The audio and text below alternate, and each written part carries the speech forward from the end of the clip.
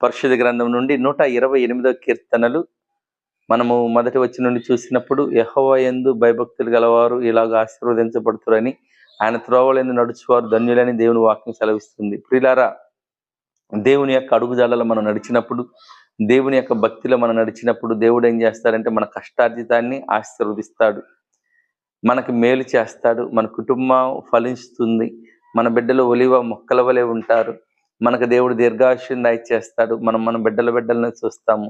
దేవుడు సియోనులో నుండి సంఘములో నుండి మనల్ని ఆశీర్వదిస్తాడు.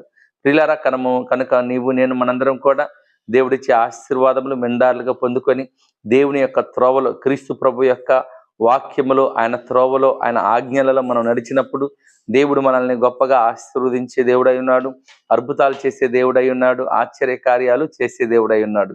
కనుక నీవు నేను మనందరం కూడా క్రీస్తు ప్రభు యొక్క వాక్యపు అడుగుజాడలో నడిచి అనిచ్చే ఆశీర్వాదములు పొందుకొనవలసిందిగా దేవుడి ఈ వాక్యమును దీవించునుగాక.